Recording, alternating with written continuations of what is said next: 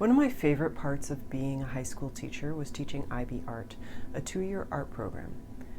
There was a moment every year when a frustrated student who felt their art was boring or like everyone else's discovered the common thread that connected their art.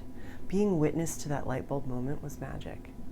Hi, my name is Carrie, and here on Artist Strong, I help artists like you refine your skill and develop your unique artist voice.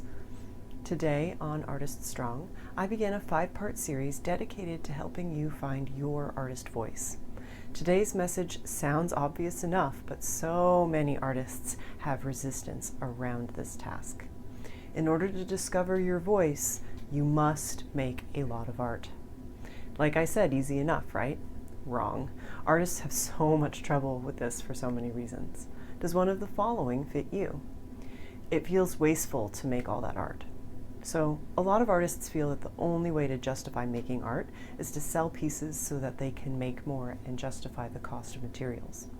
If we have to make a lot of art to find your voice, it means spending money and time on resources on the journey to discovery. This ties into perfectionist tendencies. I can only make art good enough to sell, or I shouldn't be making at all.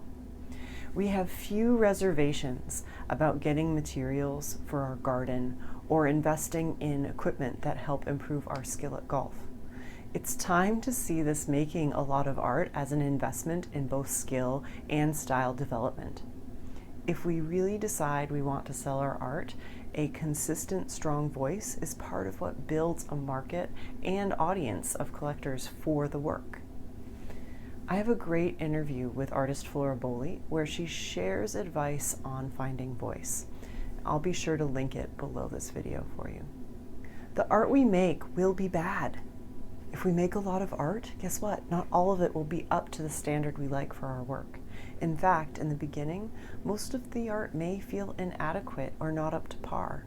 This is really hard when you have perfectionist tendencies or you're facing this constant reinforcement that art is talent and you either have it or you don't.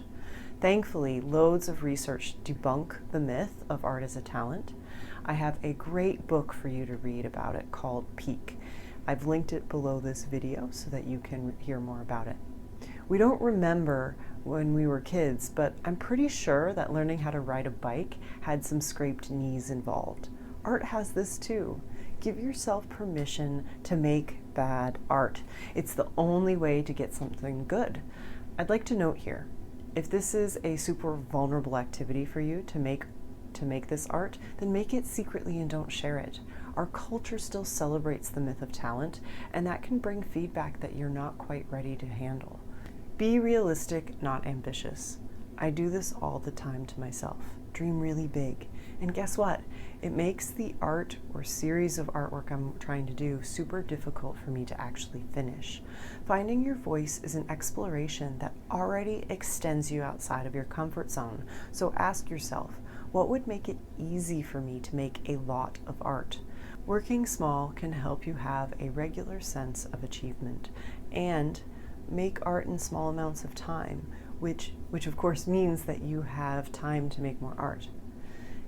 Get 100 index cards to work on, or choose to fill a moleskin. Find a system that works for you and stick with it.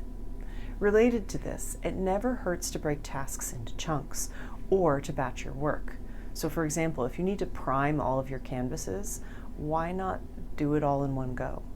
Then it's all done and you can focus on making your art. I have an article all about batching for you that I've linked below this video. As part of this series, I'm hosting a Facebook Live weekly question and answer on our Facebook page called Becoming Artist Strong. I'll give you specific feedback on your art and answer your questions about developing your unique artist voice.